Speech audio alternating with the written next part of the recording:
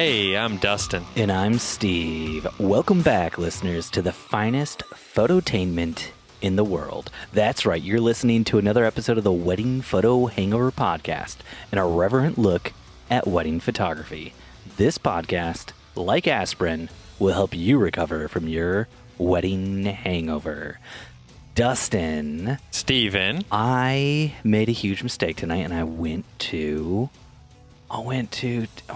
Dustin, I feel bad almost saying this. I went to Taco Bell, Dustin, and you know what they got? They got that beefy crunch burrito back, Dustin. That's my favorite thing in the world. I'm going to gain like 20 pounds this month. Steve, are we not recording this in person? Oh, I'm sorry, what? Is the past illusion of our what we're calling the forgotten files of the wedding photo hangover? Oh, you don't want to go with me down this Taco Bell rabbit hole? That's what you're saying? You want to instead talk to the listeners about how we recorded this episode once already and the audio got screwed up and we couldn't release it on time. That's what you want to do?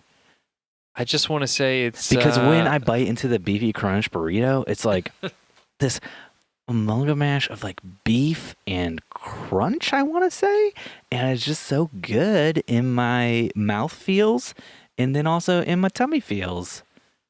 Everybody likes some good tummy feels. Yeah, but it's not good for long because it's got all that cheese and all that other stuff that just wrecks you. Everyone likes a good wrecking. I didn't know you were doing a cleanse. Yeah, a Taco Bell cleanse, a beefy crunch burrito cleanse. Yeah. It's deliciousness in all of its finest forms. It's probably the worst thing for you. Jen told me it was the most disgusting thing she'd ever seen in her life. But it's so good. It's exquisite. Exquisite fast food dining. It's like Chipotle, just not as good. Better cheese. I want to say better cheese. Is that their tagline? Better cheese, better ingredients, but without the better ingredients for less money. Taco Bell will wreck you. Get on that Taco Bell diet. Dustin. Steven. We got some follow-up. To get into here now. Can we call it re-follow-up? A re-follow-up, second go at this. It's okay because the first time we went for this follow-up on the Lost episode.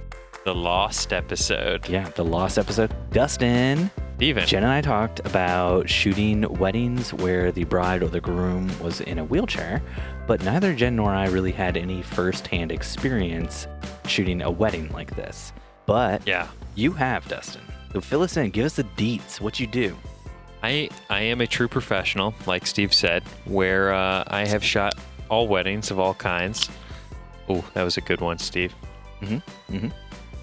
Still talking about the weddings, yeah? Yeah, I had a wedding where the groom was in a wheelchair, and I'm not going to lie, I was a little nervous, like Jennifer talked about. I did my good fair share of due diligence and research. Would you say you were a good boy? No, Steven, no. Okay, just checking. Okay. He was super confident to get in and out of the wheelchair, so we just did a ton of sitting poses, and I found a lot of areas that had steps and benches and the different backdrops that still allowed him to sit, so that not all of the photos were done in the wheelchair. They were really happy with the results because I was super nervous, and that gave me a lot more confidence when it came to the wedding photos, especially when we showed up and we realized almost the entire groomsmen clan was in wheelchairs as well. Did you know ahead of time that many of the groomsmen would also be in wheelchairs? So was that a surprise to you on the day? That was a surprise because that's not something I typically bring up. That's like not in a pre-consult. Hey, by the way, are any of your bridal party also handicapped? It's just not something. I mean, it made sense because the groom has been in a wheelchair his entire life, so he's in like a ton of clubs and organizations that do wheelchair-related activities such as basketball, and I think he's been a volunteer at like the Special Olympics before. And he helps out with one of the handicap training. I don't know what it's called, but it's like where they kind of help people adjust to being in a wheelchair. So he's a lot of his friends and people he hangs out with are also in wheelchairs. So it made sense. Do you want to talk about what you're drinking tonight? I am drinking water tonight, Stephen, because I have a terrible, terrible migraine. But you're still here, still listening to my voice. I don't know why. Because your voice just brings me so much comfort, so much joy. It's a true, not only a wedding photo hangover cure, but it's just a cure in general. Little bassy, though, I heard from you earlier tonight. Little bassy. That's what does it for me. Just gets into my earlobes and opens them up. So, Dustin. Steven. Tonight, I am drinking a single hop Citra IPL from Sierra Nevada. But, Steven, as much as that might excite our listeners, I think what might excite them more is what you were drinking last week. That's what I was trying to push you into, and then you decided to take us on a weird tangent where you just talked about how somebody in a wedding drove up in a Maserati. I like cars. I can't help it. They excite me. Last week, I was in town working with Dustin on a shoot, and Dustin took me to a brewery called Gnome Town Brewery. But it was like the restaurant side, which is called the Hoppy Gnome. And we had a lot of good beers. A lot of good beers. So good that I don't remember anything about that night. Certain audio technicians that may or may not have been certified to properly handle audio did not properly handle it. I didn't set up any of the audio for that recording, Dustin. That was all you. Steven, I never said I was referencing you, nor did I say I was blaming you. Whether or not Evan Dawson blames you, I don't know. I can't be held responsible for these things. That was a reference to the Facebook group. If you're not a part of it, you really should join, because then you'll get all of Dustin's inside jokes. They're inside the Facebook group. Dustin, do we want to move on to some real topics? I suppose, Steve. What topics did you want to discuss this morning? Dustin, when I was in town with you, I got to see Dustin _McKibben, in all of his photography glory. That's right. I went to a photo meetup. What would you call that thing we were at? It's a local Fort Wayne photography club. And it's filled with... And they brought in celebrity judge. All rise for the honorable Judge Dustin. Some may say grandmaster photographer. Yeah. I believe Steve has coined that for me. Yeah, grandmaster photographer Dustin McKibben. 100% agreed all the way. Some say perhaps maybe the raddest photographer in all the land. Okay, you want to get into that? I'm just saying, Steve.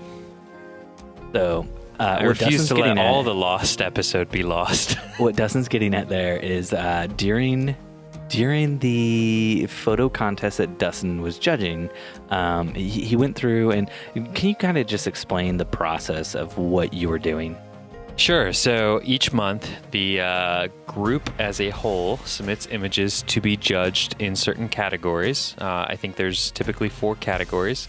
And then myself and 2 other judges, we judge silently using a keypad the images. And then at the end, all of the scores are tabulated and first, second, and third are announced. And then after that, the participants have the option to have us critique their images if they, perhaps didn't agree with the score that we gave for their picture. And this is where, as a judge and a grandmaster, we really get our opportunity to shine, especially being that I am primarily a wedding and portrait photographer. And everyone in this group is primarily a landscape and nature photographer. Not nature so much. Bird pick. Well, considering one of my co-judges was I believe the term they used was forester. Means he's a master of the forest, I think. Sounds it. Yeah. But you'd think they'd call him a forest master if he was a master of the forest. So anyways, Steve was sitting in the back of the room, enjoying all of this goodness he was getting to witness. when Dustin asked me if I wanted to go to this thing with him, I wanted to go because I thought it would be really fun and interesting to watch Dustin judge other people's work. And what I found out was it was really boring because they didn't talk about anything. They just push little buttons on their computer. And one guy next to Dustin apparently kept saying, "Oops, hit the wrong button. Well, can't go back and correct that." So it was not fun, and it was very boring. But then when they got to the part where people could judge, the very first picture up was critique. Oh, critique. Sorry, yeah, you already judged. The very first picture up that somebody asked to be critiqued was a dude on a wakeboard jumping in the air. And they went to critique this photo, and the other judges looked at Dustin like, "Do you want to comment on this?" And I was like, "Oh, man, I'm pumped for this. This is what I came here for. I want to hear those good Dustin critiques." And Steve texts me. Dustin said, "No, if somebody else wants to start, that's cool." And I was instantly like, no way. What just happened? Did Dustin just pass the buck? So then I texted Dustin because I thought maybe he could use a little help. And I was like, "Dustin, that dude on the wakeboard, that photo, why don't you just say it's f***ing rad?" So? And Dustin did not say that. And then I thought it'd be really funny if every single photo that came up, I texted Dustin and told him that he should say it was fucking rad. And Dustin did not say it at all, ever. Or at least that's what I thought. And so I just thought I was having this funny joke in the back where I kept texting Dustin to say, "Oh man, you should say that photo looks fucking rad, dude. It looks like the raddest." That was the one that looked like a clitoris. It looked like a clitoris. And I was like, "You should say that's the raddest abstract representation of a clitoris you've ever seen." It was really like a milk drop or something like that. Yeah, it's very sexual. It's so weird. High-speed milk drop photo. Yeah, and so Dustin just kept ignoring me. And then all of a sudden, I forget what the photo was, but they go through to critique it. What one was it, Dustin? That was the one. It was not that one. Yeah. No, it was totally that one. They were wrapping up, and the guy next to me was like, "Dustin, do you have anything you want to add?" And Dustin just under his breath goes, "I think it's really rad." And like it's a room full of like 30, 40 people, and they're all just like sitting there silently like listening to these critiques, and Dustin just kind of mutters, "I think it's rad," under his breath. And I was in the back row and I just lost it. And I think the best part was there's like this kid next to me in junior high, and it was like this kid's first time ever at this photo thing. And throughout the entire thing, whenever a photo would come up to be critiqued, this kid was there with their uncle, and their uncle would lean over and explain to them what the person got right or wrong with the photo. Oftentimes the uncle had no idea what he was talking about, but you know, he's still trying to nurture this this kid into loving photography and to understanding what was good and right. And I just lose it laughing, and this kid just looks back at their uncle and says, "What the hell is he laughing about?" It was real awkward, but I couldn't stop laughing. That's what I love about you, Steve. You can't hold it in. And I never do. No. It was quite possibly the reason Dustin wanted to bring this up again after we lost the episode where I brought it up is because I told Dustin it was quite possibly the funniest thing that happened to me all week. One of the funniest things that may have ever happened to me in my life. Dustin just slyly throwing out there, "I think it's rad." "Oh, this abstract photo of what looks kind of like a clitoris? Yeah, I think that's rad." What's funny is I worked it into the interview the next day at the shoot. Sadly, you weren't there, though, so it wasn't nearly as funny. Oh, Dustin. Okay. It's okay. I would have blown out the audio if you'd said that. I'll leave it in the final cut. Nice. It'll go in the deleted scenes. Dustin, is there anything else you wanted to talk about from the lost episode, the missing episode? I think we just let it be lost.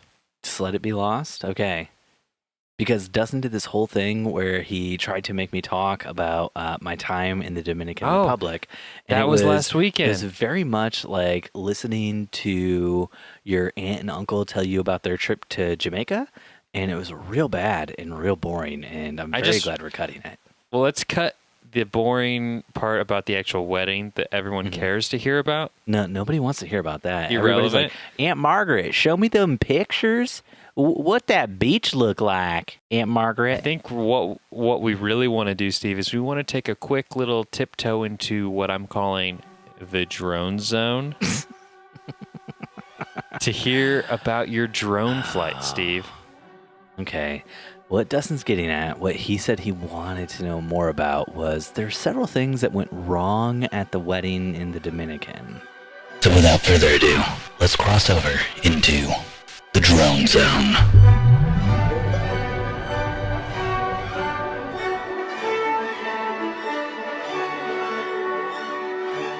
So the first thing was the night before, I went out at sunset to fly my drone, which, you know, I'm just going to get some real beautiful sunset shots of the place we were staying and the beach and everything. Just kind of wanted to test the drone out, see how it would fly in the Dominican, make sure everything was working fine in case I wanted to do some more shots the next day. And I get out, put the drone up in the air, take off, you know, and I press the joystick, you know, to throttle forward with the drone, moving it forward, Dustin. And the drone disconnected somehow from the controller and just started moving forward, and I no longer had any control over it. That sounds fantastic. It was very windy, and like once the drone got up in the air, I got something like one of those magnetic interference things, which I thought usually kept you from like taking off entirely. Yeah, but had that happen today. Yep. Yeah, so the drone then was flying forward at like 4 feet up in the air towards a crowd of people, and I'm like freaking out because I don't know what to do or how to get control of it. And then all of a sudden, I don't know what happened, but it's not responding to the joystick that controls like front, back, left, right. But it does respond to the joystick that's like turn left, right, or like not turn, but you know, like rotate the drone left and right and move it up and down. And so it moves up. I'm able to move it up and fly it over the people. And then because I didn't have any, like it's still not responding to the other control, which would guide it forwards and backwards and stuff. So I realize it's going to keep just flying forward, and I'm going to lose it because it'll fly off the resort, and it's not safe to leave the resort after sunset. So it's not like I could chase it down. So I brought it back down and intentionally crashed it into a hedgerow. I wish I could have been there to witness this, or you had video of this. I mean, I'm sure it all happened in a matter of mere seconds. Yeah, it was like 10 to 20 seconds. It was crazy, and I thought I was going to murder some people, but I didn't, so we're all good.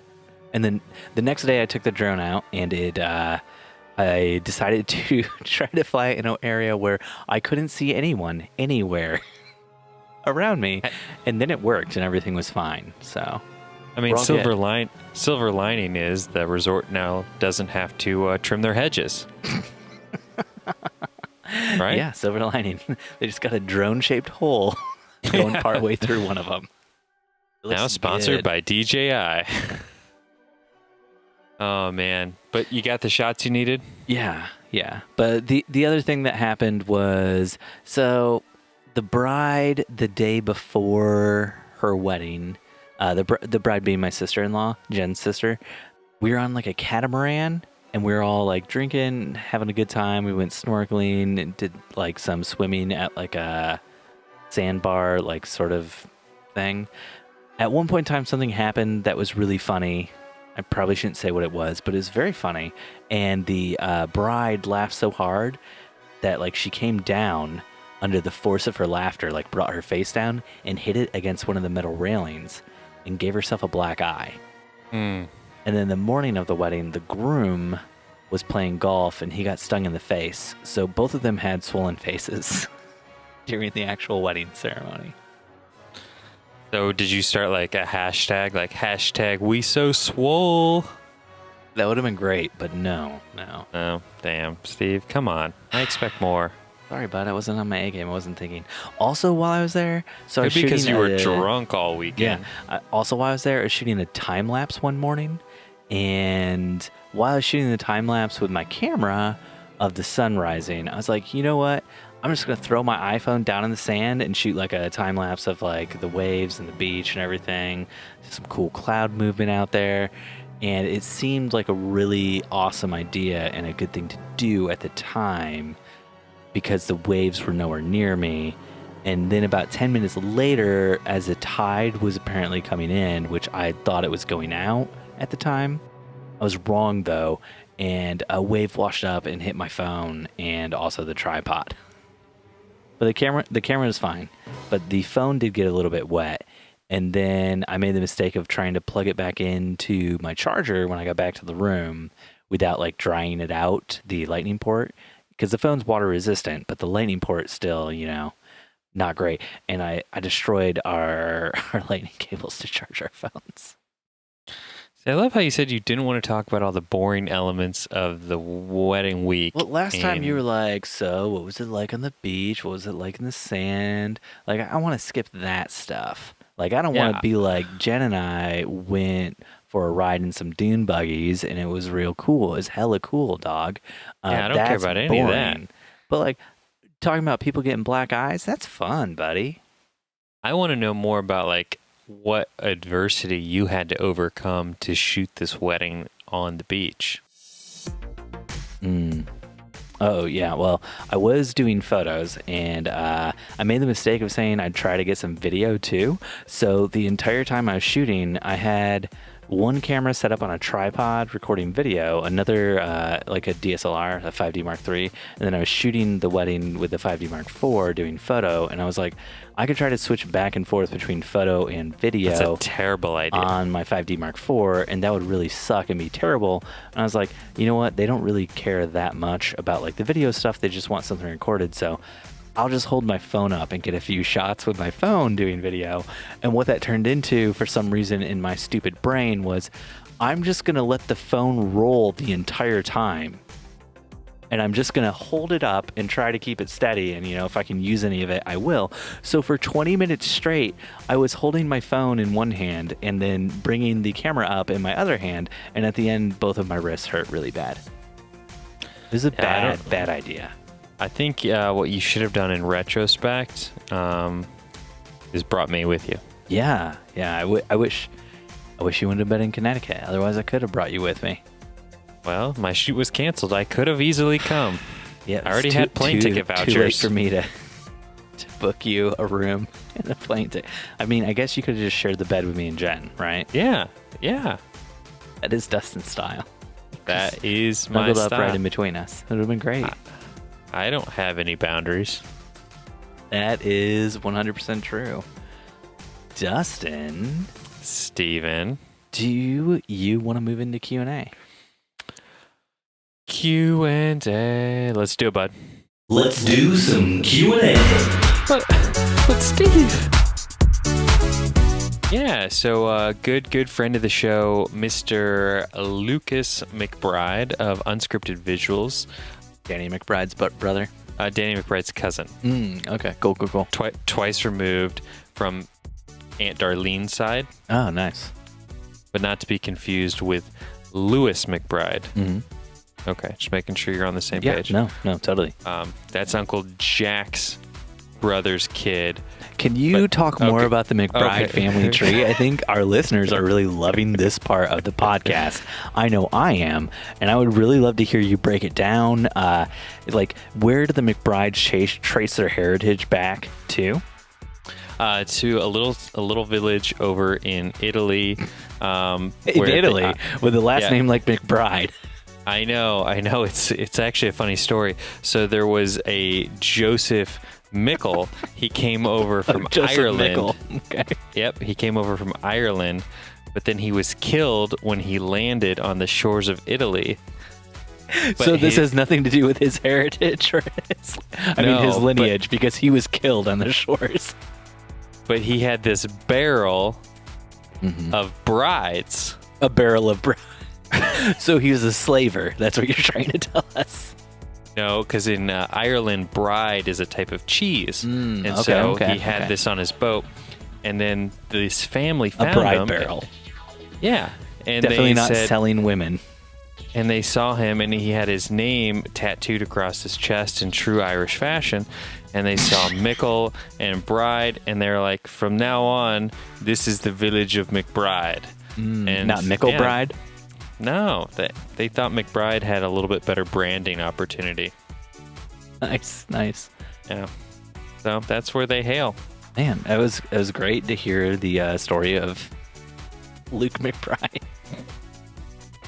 His heritage. Yeah. Trace it back. Genealogyist. That shiznag. And you can trace your genealogy back as well. Yeah. Oh, that wasn't a sponsor break? Okay, sorry. That would be great, though. Dustin, let's move into it. What did Luke ask? Besides Ancestry.com questions, Luke was asking about whether or not... So Luke is a videographer, not a photographer. And he was asking... Dustin, real quick before we get into this, do you want to explain the lineage of videographers versus photographers as well? Is that something you want to get into? Or we just doing McBrides today and skipping that? I want to save that for our super secret Patreon episodes. Okay, cool. Okay. And so Luke is a videographer first and foremost, and he gets a little jealous that photographers have all of these images that they can just throw up on Instagram. That's their job. Super quick. Yeah. It's their job to shoot images. That's why they have images to throw up. And Luke's like, hey, here I am shooting 4K video, and I'm getting these... What's Luke shooting? Video or photos? He's shooting 4K. And video or photos? Was it video or photos? This will be important later. It's a series of photos shot at 24 frames a second, in which creates a series of sequences, very story-like. Some call it video. So anyways, so he's shooting these images in video form, and he's like, man, I could pull these stills and just throw them on Instagram, just to have content to share with my followers. Okay. And he was listening to a podcast from the Film Poets. I'm probably butchering that. But they were talking about how photographers were hating on them for doing that. Yeah, because it's probably breaking their contracts, which say they'll be the only photographer at the wedding. So he was curious what you and I's thoughts were. And I mean, I know you're such a sweetheart and you love other vendors helping each other out.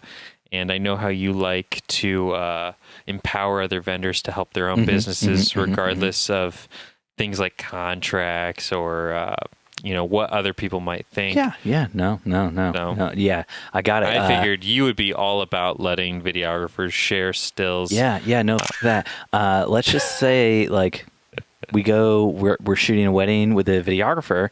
This videographer is like, hey, I'm going to post some stills from this. And I'm just going to be like, oh, cool. I'm actually going to post some videos from this then, too. Like, I feel like that's pretty cool, right? Like, they wouldn't be mad at all that you were posting videos from the wedding that they were hired to do the video for, right?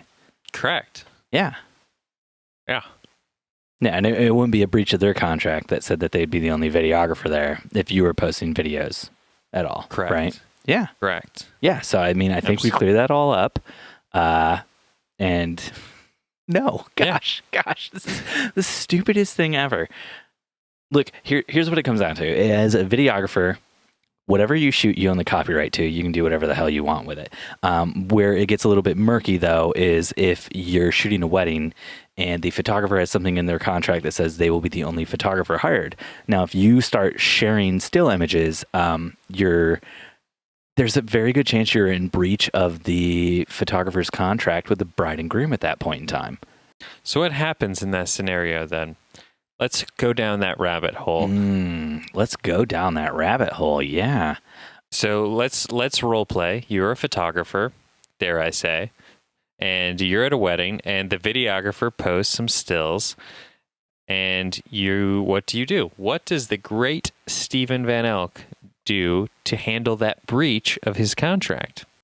That's a great question, Dustin. What I'm here for. What you're positing right now is that videographers have the upper hand and that there's nothing a photographer can do. I'm not saying that there's nothing a photographer can do. I'm just simply asking, what would a photographer do? Like you, Stephen, a great Indiana man. Well, here's the thing. If I knew that the videographer was planning on posting still images, I would probably be like, hey, I'm taking them out for portraits right now. And when the videographer's like, awesome, I'm just going to shoot over your shoulder, I'd be like, no f***ing way. You will not be shooting any of this at all. You can shoot your own stuff in whatever time the bride and groom have allotted for you. I don't see any of it on the schedule, but whatever. I would love to see that conversation transpire. Yeah, no, I mean, they're stepping in on your turf if they're going to be like, hey, I'm going to deliver images from this wedding. Like, look at it this way, Dustin. If the bride and groom hired a second photographer to be at the wedding, even though you had something in your contract saying you couldn't have a second photographer there, what would you do? Say that one more time. If the bride and groom were like, hey, we're going to have a second photographer there, even though your contract states you're the only photographer, what would you do? Would you be like, oh, no, come along with me, shoot over my shoulder, just capture everything that I'm capturing, and, whatevs. Yeah, I actually have a wedding that has that happening here coming up in a couple weeks. Mm-hmm. So I'll let you know how that goes. Yeah, how pumped are you for that wedding? I actually forgot about it until we talked about it a few episodes ago, in which case then I forgot about it again until just now. So probably because I was giving you a hard time about that juicy ass story that you're holding back from our listeners. That's on the same subject line. Yeah. So I need to. Dustin's got the juiciest ass, and he is holding it back from listeners. I think I think this particular person shoots video, and she wants to shoot video alongside us, even though we're doing video and photo. This is very strange. Yeah. Is she trying to get her start in the video world, or what's going on here? Yeah, she's trying to get her start in the video world. I asked her to come along to some weddings before this one because this is a really big one for us. Mm-hmm. And she said, no, I'm too busy, but I'll see you in October. And you didn't respond back with, oh, that's okay. You won't be shooting video in October then. I know. We have to know that we can trust you on a very base level and that you won't screw everything up for us. Yeah. This is our job. So I need to circle back with the bride on that one tomorrow. Thanks for reminding me. Yeah, you should circle back with her and be like, yeah, look, I know I said it was cool, but no way in hell. Yeah. Just like that intonation. Actually, I'll just cut that part of the podcast out for you, send it to you, and you can just play that back to your bride. Perfect. Yeah. I'm always looking out for you, bud. People helping people. People helping people. So, Dustin, where do you come down on this? So, Steve, originally when we recorded what we're referring to as the lost episodes, I was kind of like on the side of the videographer, but that was more so, I think, because typically we do photo and video in tandem, so I didn't quite see the problem with it. Mm-hmm. And Luke is a dear, dear friend, and I know he never has malicious intent when posting these things, so I don't feel like he's trying to steal my business or anything. Wait, time out on that. Luke does video, but what is his wife? His wife is a sweet, sweet human being. And she professionally, what is she? She's professionally Luke's wife. She's professionally a photographer, Dustin. That's what you're looking for. So when Luke posts still images and people see that good Luke McBride image, who are they going to contact for photos? Are they going to contact Dustin McKibben? Or are they going to be like, you know what? I like those McBrides. I'm going to contact Luke's wife. I mean, hopefully they don't get Luke and Lewis McBride mixed up and they contact second Jerry's first cousin Billy's. Oh, we're back on Luke's lineage. Oh, and what a long lineage it is, my friend.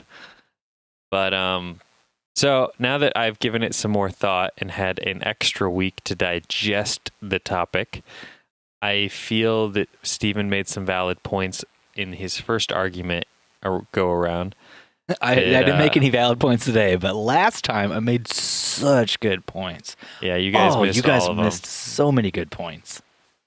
And because you also talked about last time how if they really want something to share, it's not really that difficult to just take one of the sequences that they're pulling a still from and just post that.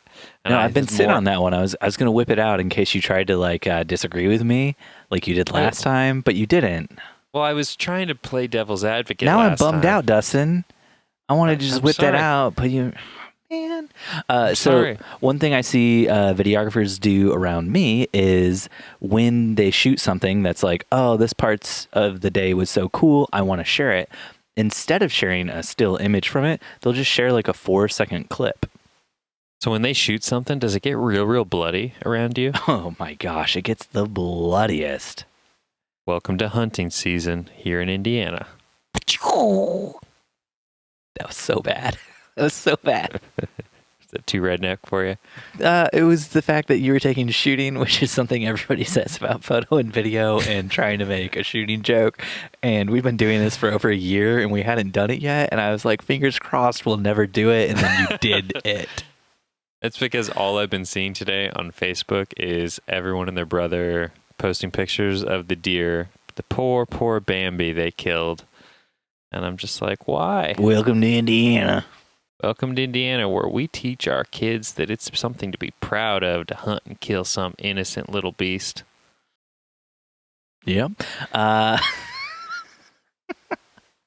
agree with you. I'm not a big fan of hunting, but I am a big fan of holding a gun in your hand and shooting it. Like, oh man, the power you feel from that. Like at a shooting range or something, but I don't think I should own a gun. I don't think most people should own guns. I'm very anti-gun, but like holding a gun and shooting, oh man, that's a good feel. That's a good feel. I'm just saying, if we could genetically modify deer and put some sort of a laser gun on their heads, it would so now the deer can fight back. Exactly. It would make hunting that more respectable. When I see, my cousins and their camo with the deer hanging from the thing, I'm like, and then some scorch marks on their vests, like, they nearly died killing that thing. I'd be impressed if like they came back and they were like, yeah, no gun. All you see are teeth marks on this deer. I took it down myself. That'd be very impressive. Or do something like shark hunting. Something that's a little bit more, the person or thing you're going after has a fighting chance. Shark hunting? I mean, they call that fishing. Oh, is that what that's called? Yeah. The shark doesn't really have a chance. I'm not talking about from a boat, man. I'm saying you're diving underwater, nothing but your bare hands. They call that spearfishing. And it's your teeth versus their teeth. Okay, there we go. Teeth versus teeth. I like that. Dustin, to get back to the question, video, photo. So the videographers out there shooting, they got like whatever they're going to shoot is more than or share. It's more than likely going to be like their like hero shot from the day, like their very best shot. So why would they just share the still image of that? Like that doesn't help them out with their video brand. And like the part where I take real like umbrage with this, I would say, to go a little Craig Mazin. Ooh, umbrage. Yeah. Umbrage. Is that most photographers I know also shoot video and most videographers I know also shoot photo.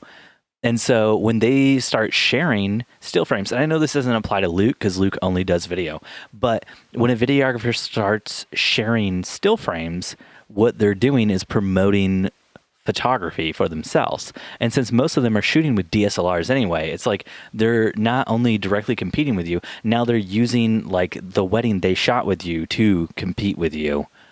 And it's a real bad look. Yeah, I thought it was interesting because our dearest Luke McBride, he posted this question into a prominent wedding video Facebook group, and in the form of a poll, and something like 75% came back saying that, yeah, posting stills is totally fine. Like, go for it. I imagine that the videographers wouldn't see a problem with that. Let's post something and say, hey, photographers, if you want to post a video, is that cool? Yeah. And I bet most of the photographers would be like, yeah, that's totally cool, man. I already do Instagram stories. I don't give a shit about the videographer who's hired to be there. Actually, it'd be very different with photographers because a lot of time if you have a photographer at the wedding, it doesn't necessarily mean you have a videographer at the wedding. But I have never been hired to shoot a wedding for video where there wasn't also a photographer there. I have. But we get hired all the time to shoot photo for weddings where there's no Dustin videographer. You've got one in your pocket. Steve, I always have an example. You've got a pocket full of sunshine? Sunshine in my pocket. I have not personally been hired to do this, but I was second shooting for someone who had. Oh my gosh. The epitome of a Dustin story. Yeah, no, I've got a story about this.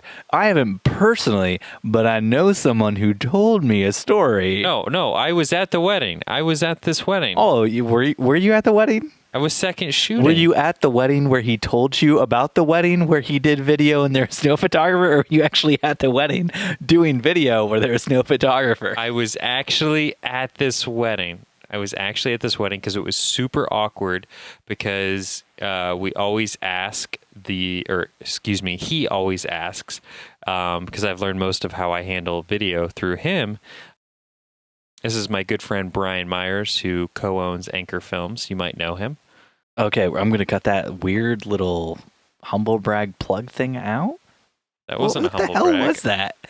This is my good friend, this person who owns this company. Everybody check out this person, this company. It has no bearing on the story, but whatever. No, but it gives validity to it because I know you know who it is. But we're making this podcast for the listeners, not for me. Yeah, but sometimes it feels like it's for you, Steve. I can't help that. Yeah, exactly. No, we showed up to shoot this wedding and we asked, okay, what time is the photographer arriving? And they're like, oh, we didn't hire a photographer because we assumed we could pull stills from the video. Oh my gosh. And I know that the person who you were working with doesn't shoot weddings and hasn't for several years now. So this would have been before 4K even. Yes. And definitely, back 5D Mark II days. Oh man. Maybe Mark III just came out. Either way, you're looking at 1080 at best. Yeah, because I was shooting on my D800. So did they end up pulling those stills? Yeah, he ended up pulling stills, about 10 stills of the portrait session just so they had something, which surprisingly he said that they told him they got like a 8x10 out of them and they looked really good.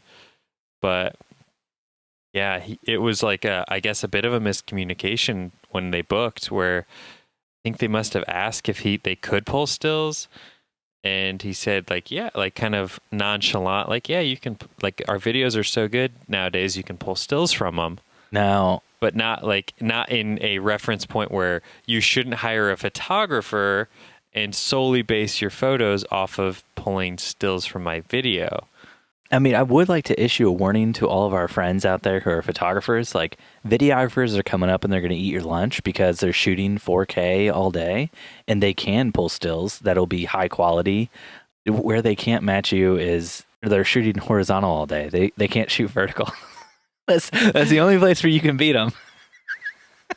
Which isn't much of a place to be, being that all of your shots are horizontal anyway, Steven.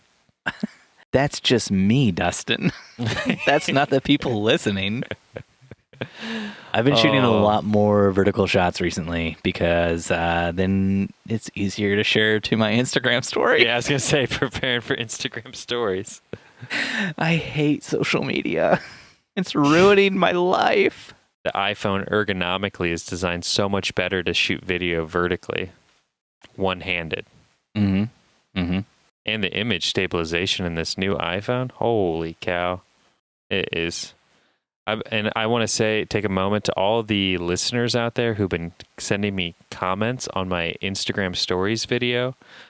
And everyone's been asking me what I'm shooting that on. It is just my iPhone Max or whatever this is, iPhone 10 Max. Yeah, no, the new iPhones are really, really, really good in low light.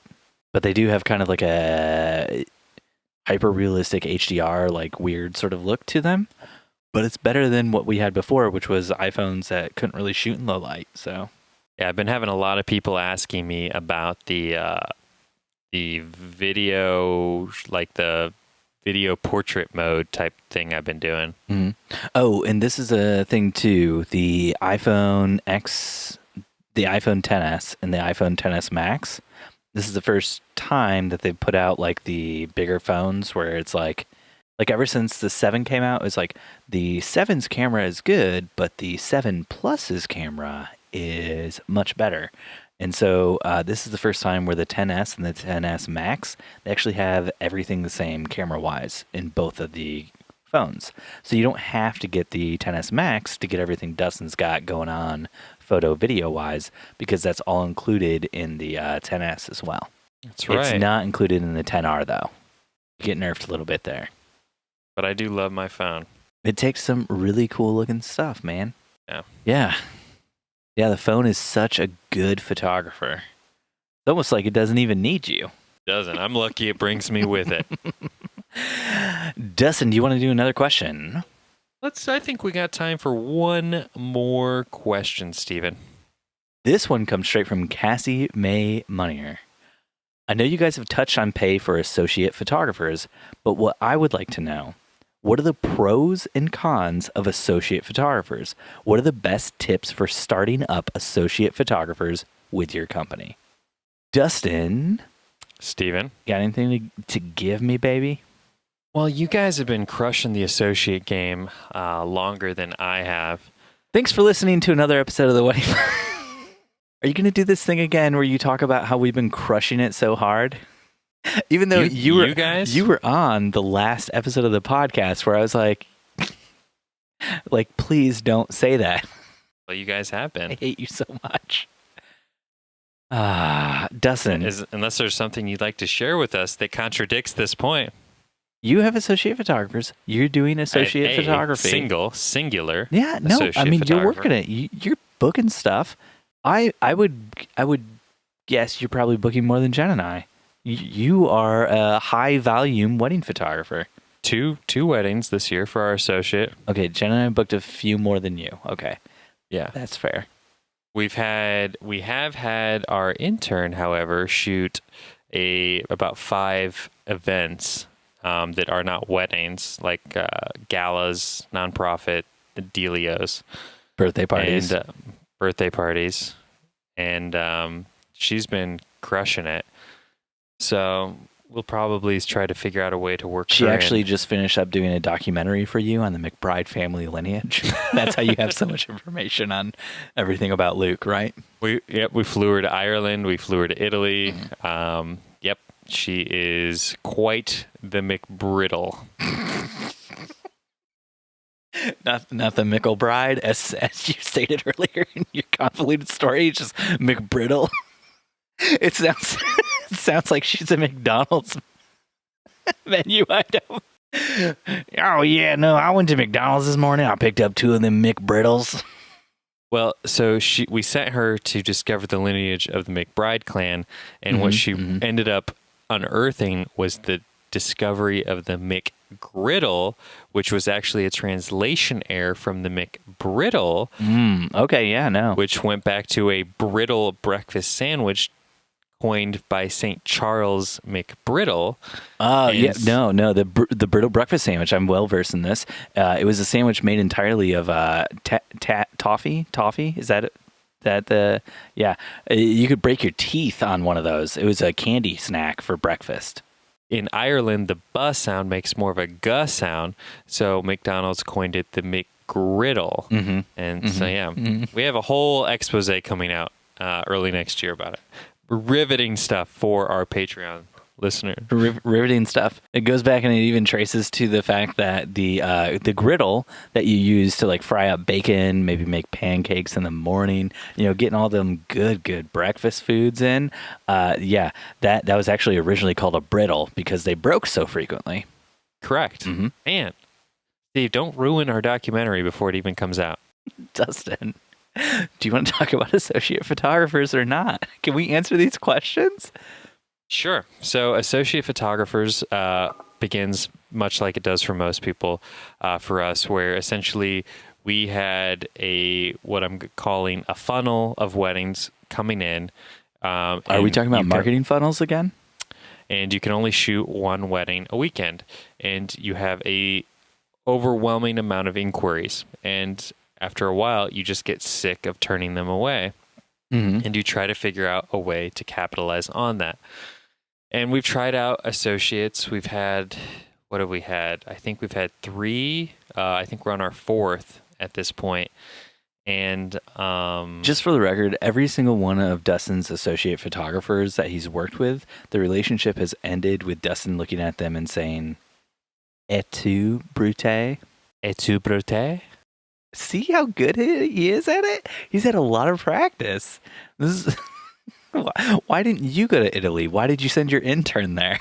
I've already been, Steve. Obviously. Because my last name is McKibben. Mickelkibben. Distant relative to the McBride clan. Yeah.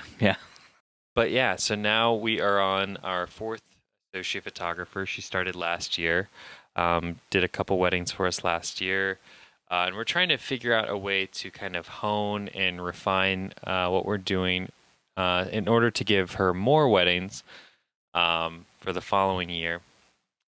So for 2019, we're thinking about potentially kind of doing a similar but yet completely different thing than what Jen and Steve are doing, where instead of having Jen Van Elk photography with associates and Redwood Lane, which is Steven, and trying to build Steven up into a similar price point and you don't want to build Steven up? Dustin, I thought we were friends. Steven, I want nothing but to tear you. I want nothing but to tear you down. I'm so sorry. Dustin, oh my gosh. Steven, I'm so sorry. Oh my God. Oh, no, Dustin. I know. Okay, shut up now. Yes, Daddy. Go back to your room. But instead of having a high-end brand and then trying to build up a second high-end brand, what we're thinking about doing is having we're calling it like a value brand. A Walmart brand? No, this wouldn't be like an Aldi's brand. Low end. This would be like got it. Dollar General brand. Kind of be like the difference between like a Whole Foods and maybe like a Target. Yeah, no, I think that's what you think it is. I think the real difference here is it's more like a Target and a Dollar Tree.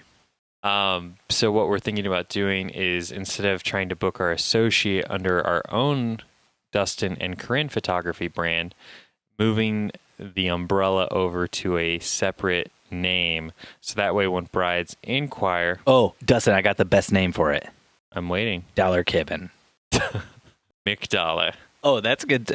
Damn it, Dustin. I thought I had the best name. Obviously, I'm wrong. You've been thinking about this a lot longer than I have. Your marketing brain, which is just so much better than my marketing brain, just cranking out the good stuff. McDollar. Very good. Very good. So yeah, I think that's what we're thinking about doing moving forward. That way, because essentially it's like we felt really bad this year. We didn't give our associate nearly as many weddings as we have in the past. And that's partly because 2 of her weddings got called off that she had booked. Because they disliked her so much. And so, yeah, we're You're just going to let that slide? You should say no to that, Dustin.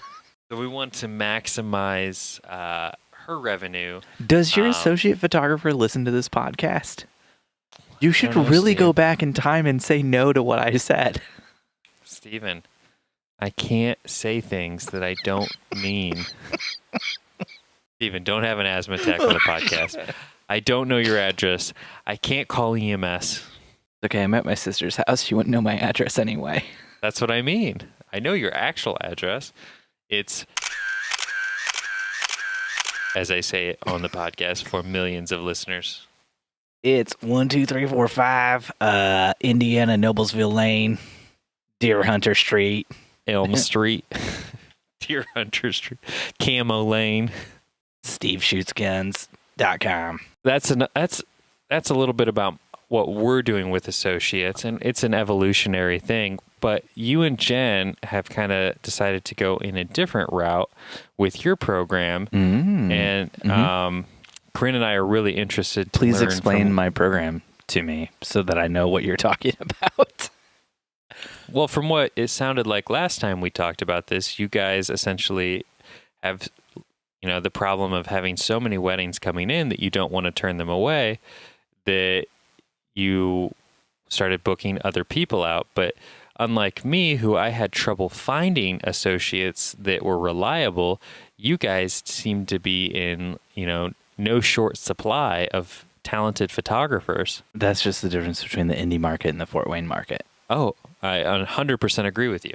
I would say if you posted something about looking for associates in the Indy area, Fort Wayne's only like 2 hours away. I think a lot of people would jump at that. Yeah, see, the problem we ran into when we were looking for associates is part of the criteria I decided after the third attempt was I wanted someone who wasn't going to shoot weddings for themselves. Ooh, yeah, no. That's tough, man. Yeah, it's a tall order. So the person we currently have, who we love and adore and is amazing, she only shoots families and like kids. And so there's never a fear of whether or not she's available on any given Saturday a year in advance because she's not booking any other weddings. Basically, the way it works for us is as a backup, if we book like an associate thing, then we make sure Redwood Lane doesn't also book something on the same day so that if for some reason we don't have an associate who can shoot it, I can be the associate, which is what has ended up happening a few times this year already. So walk me through the scenario here. Jen's booked and you get the email for, hey, Jen Van Elk, are you available to shoot the wedding? Jen's booked. She gets that email. She says, no, an associate could. If they sign on and we don't have somebody already lined up, she sends me, literally Jen emails me a like contract thing reserving the me for that date. The me. And I mean, my prices for Redwood Lane are not that much higher than the associate packages that we do. So it's not that much of a loss for me to do like the associate thing. It's something we're still figuring out and working our way through. It's just like you had said, like, even though we had a lot of people who were interested in doing associate stuff for us, not all of them were available on the dates when we had things come up. Because a lot of the associate photographer, people who do like associate photography for other photographers in the Indy area, they might have their own business where they've already taken a wedding or something, or they might be associate shooting for one or two other people.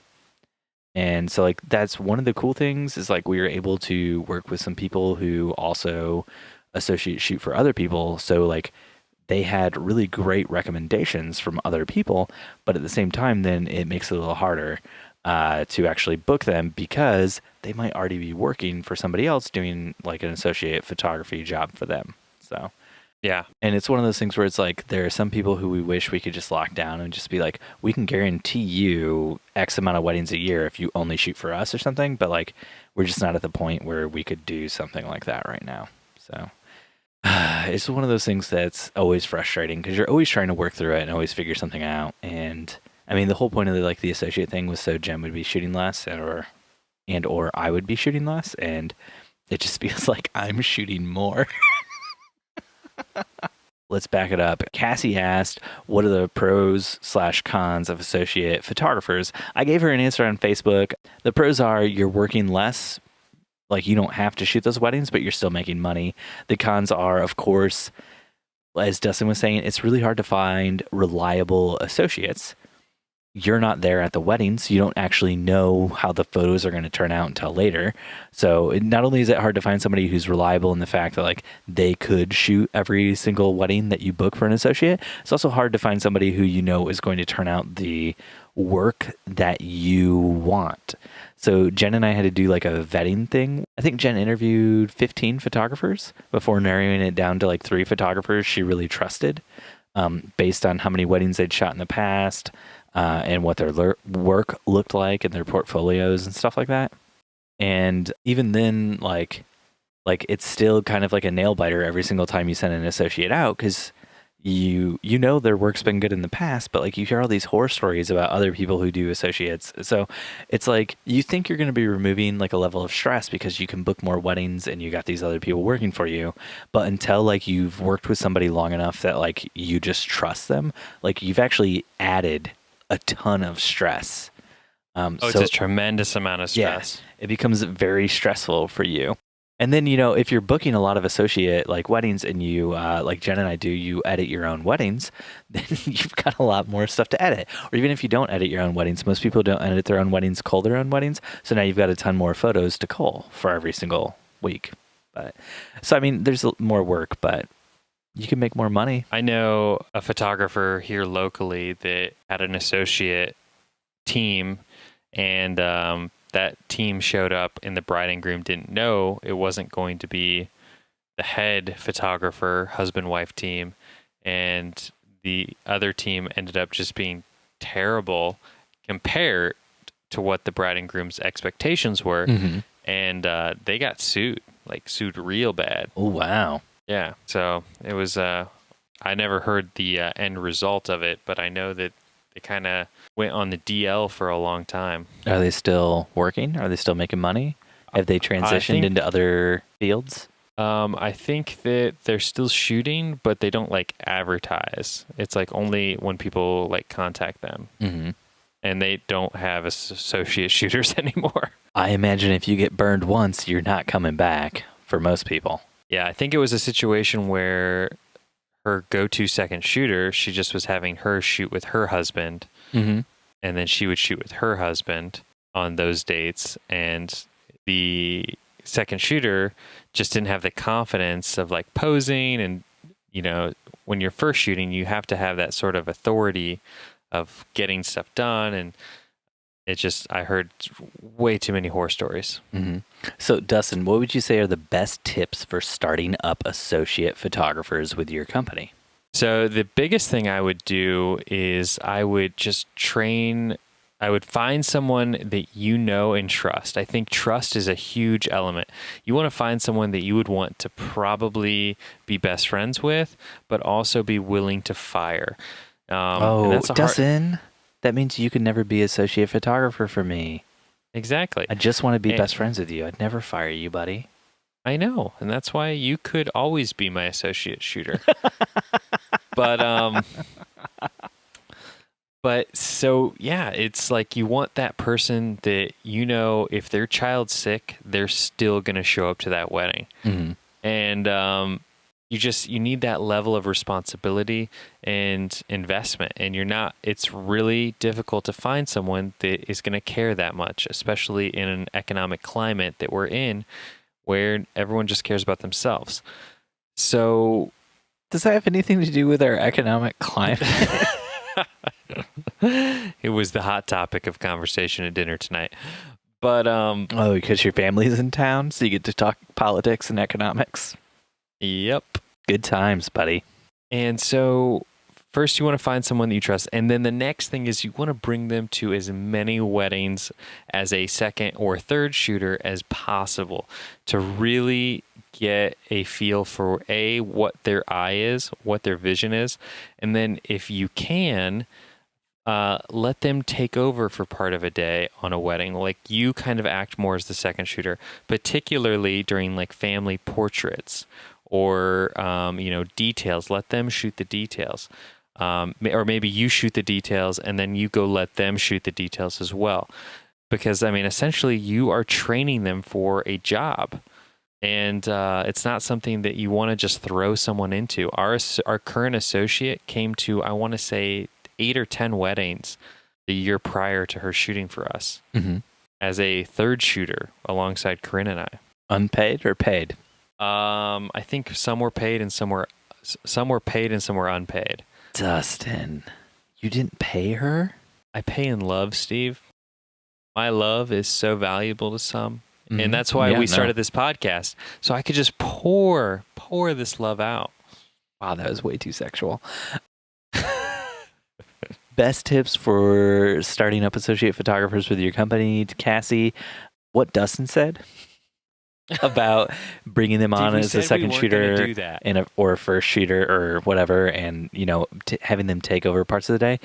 But I would say like maybe the very best tip for starting up associate photographers with your company is just add it to your website, and then anytime you get contacted for a wedding that you can't shoot, you just pitch them on an associate photographer, because if you never start doing that, it's never going to happen. And so that very first time you sell one, you might have to scramble to find somebody to associate shoot for you. Yeah, Cassie, you might want to start training your husband or, significant other. Or maybe, train like a really smart dog with a GoPro on its head. Call it the pup package. Like you don't know what a dog is capable of until you put it in that position. But then you have to be careful, because the videographer might see that the dog is doing all the photos for the wedding, and they might want to hone in on that photography space like Luke McBride. And so they might, put some bacon bits in their pocket. Now the dog's distracted. All you get pictures of the entire night is the videographer's crotch as it's going for those bacon bits. You know what I'm talking about?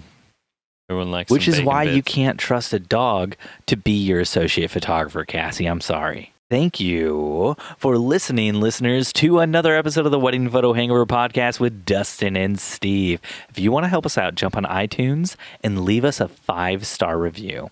If you want to connect, you can find us on Facebook and Instagram at Wedding Photo Hangover, or on Twitter at WedPicHangover.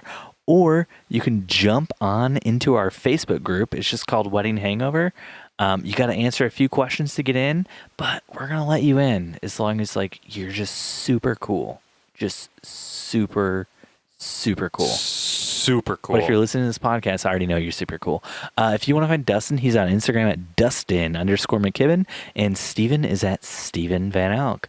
If you want to do even better than leaving us a review.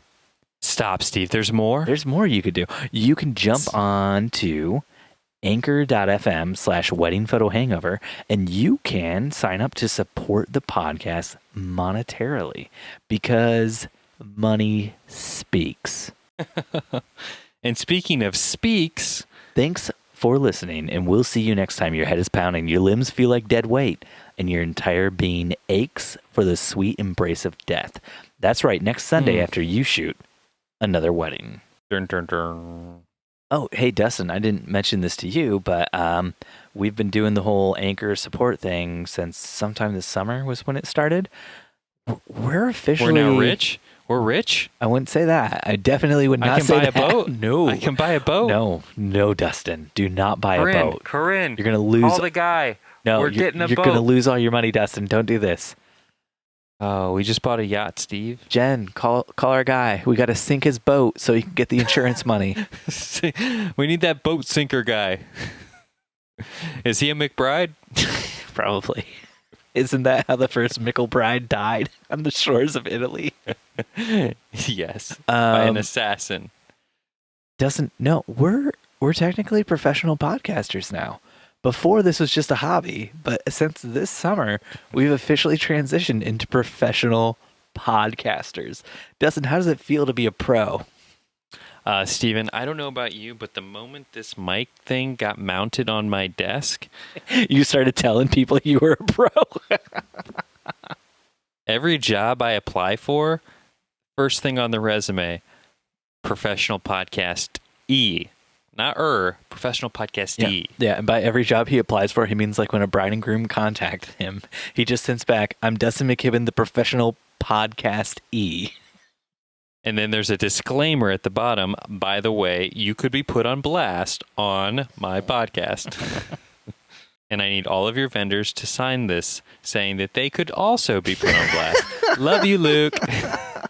Oh, come on. We didn't put Luke on blast tonight that hard. So would you say it was a soft blast? Were you soft blasting your friend tonight? Let's just see if Luke ever writes in another question. I would love to get more questions from Luke. That was actually a really good question. I feel like a lot of people probably aren't addressing that, and that's why videographers think they can post still images. Well, and I think that goes into like social media being sort of like the wild, wild west, and it's moving at such a rapid rate that people are still trying to kind of pick up on what etiquette is. I would say probably the biggest reason, and I can't remember if Luke said something about this when we were talking to him, because Luke was on the shoot Dustin and I were doing, and we talked with him about this question when we were on the shoot. And I can't remember if Luke said this or if somebody else said it, but somebody brought up that photos get more views and more likes on Instagram than videos do. And so you would get more engagement if you posted a still frame as opposed to a video. And all I can say to that is tough fucking cookies. Yeah, I believe I said that. Yeah. The medium that you chose was video. You didn't choose photos. And you weren't hired to do photos. So stop trying to get in our turf, man. This is a turf war, turf battles. Guys, I apologize. Steve is very territorial. Oh, yeah. Which is why the most. Oftentimes we cannot record in person together. I'm like a cat in heat. So many visuals. I just immediately picture you with a tail and cat ears on. Oh my gosh. In a flannel shirt. I now have my Halloween costume picked out. Excuse me, Steve. Thanks for coming to our Halloween party. So what are you? Are you like a Spice Girl or like a cat? Actually, John, I'm glad you asked. I am actually not just a cat. I am a cat in heat. Now, if you'll excuse me, I see you have a potted plant over there. I'm going to go use the restroom. Oh, is that what they do when they're in heat? I thought it was something else. They just spray all over. God. That's what it's called, Dustin, spraying. Oh, I know. My sister has 5 cats. Oh, I thought you were going to say your sister sprayed all over. I'm glad you didn't say that. It's her wedding week. That'd be embarrassing and weird. Different sister, but that's okay. Okay. How are you feeling for this wedding, bud? This is the wedding you've been dieting for all year, right? Yeah. And by the way, you've lost a ton of weight and you look really good. 7 months in, man. But I did break down and have pizza tonight. Well, I mean, this is the wedding week. You can start breaking down now. You can give up your wanton dieting ways. Yeah, this will be an interesting topic for perhaps 2 episodes from now, where we discuss the episode you're going to do with Corinne. Yeah. Oh yeah, I can't wait to hear that one. Where we discuss what it's like for Corinne to be in the wedding, myself be in the wedding, and do photo and video. That would be like me in the Dominican. I know. It'd be like in the Dominican, the only difference is we're at a crappy state park in Fort Wayne, Indiana. Oh, so it's kind of the same thing without the swim up bars. Yeah. You know what I didn't mention about the wedding in the Dominican? Or alcohol at all. So the best man forgot to bring his pants for the wedding. His dress pants. I was the closest size-wise to him. Which is, for those out there that don't know, is size perfect. Size perfect. Yeah, so he's almost perfect, and I'm perfect. And so I gave him my dress pants that I brought to wear at the wedding. And so I went to the wedding in jeans. I thought when I saw you on Instagram stories, I was like, wow, he's like really underdressed for this wedding. Yeah. No, I had like suit jacket, shirt, tie, dress pants, like what I would wear if I was shooting a wedding, typically, or if I was attending a wedding. And then when I gave the dress pants to him, I was like, all I have are jeans. And I was like, if I'm wearing jeans, I'm not going to wear a dress shirt or a jacket or a tie. Yeah, I saw that. I was like, I'm leaning into this. It's good. My challenge to you, Steve, is to go all in like this the rest of the wedding year. Bye. Bye.